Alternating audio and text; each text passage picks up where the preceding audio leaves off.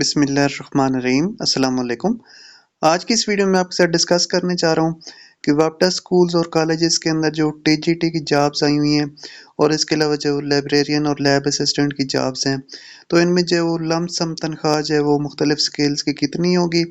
और दूसरी अहम बात मैं ये डिस्कस करूँगा कि क्या ये सर्विस जो है वो पूरी ज़िंदगी जो है वो कॉन्ट्रैक्ट पर ही रहेगी या इसको जो है वो पक्का या रेगुलर भी किया जाएगा या नहीं। तो सबसे पहले जो तनख्वाह की बात की जाए तो टीजीटी की बात करते हैं तो इसकी जो लमसम पे है वो 93,000 प्लस होगी जो है वो। और इसमें जो बाकी आपको कोई और सहूलत जैसे कि मेडिकल फ्री यूनिट्स या हाउस हायरिंग वगैरह अवेलेबल नहीं होगी, क्योंकि तमाम की तमाम जो सारी वो चीज़ें हैं उनकी जो है वो अमाउंट मिलाकर जो है वो पे के अंदर डाल दी गई है, जो 93,000 प्लस बन जाती है। तो ये जो है वो बेसिकली टीजीटी की तनख्वाह है।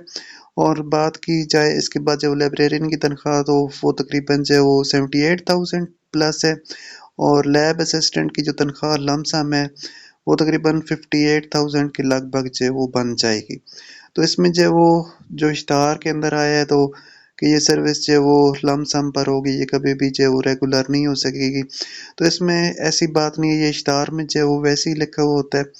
इंशाल्लाह जो है वो ये सर्विस 3 या 4 साल के बाद आपको जो है वो रेगुलर कर दिया जाएगा, क्योंकि इसकी बेसिक रीज़न ये है कि आप जो है वो बाकायदा टेस्ट और इंटरव्यू देकर जो है वो वापटा में भर्ती हो रहे होते हैं। तो ये कोई इस तरह से नहीं होता कि आपको जो है वो बगैर टेस्ट और इंटरव्यू के रख लिया जाए। तो ऐसे जो वो केसेस जिसमें डायरेक्ट वैसे ही रखा जाता है तो वो तो जो है वो कॉन्ट्रैक्ट पर ही चलती रहती है और उनको खतरा होता है।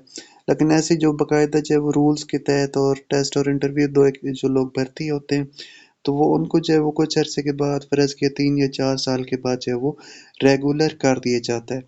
तो ये एक बहुत अहम अपडेट थी, क्योंकि बहुत से लोग इस हवाले से जो है वो परेशान थे कि ये सर्विस ही रेगुलर नहीं है तो हम अप्लाई ही नहीं करते। तो ऐसे तमाम लोगों को मैं ये रिकमेंड करूँगा कि आप जो है वो लाज़मी इसके अंदर जो है वो अप्लाई करें। और मज़ीद मैं इस वीडियो के डिस्क्रिप्शन में एक और वीडियो का लिंक भी दे दूँगा, जिसमें आपको जो है वो गाइड करूँगा कि ये स्कूल जो है वो कहाँ-कहाँ पर मौजूद हैं और इसके अलावा जो है वो इसके और मुख्तलिफ बेनिफिट्स है वो कौन-कौन से हैं।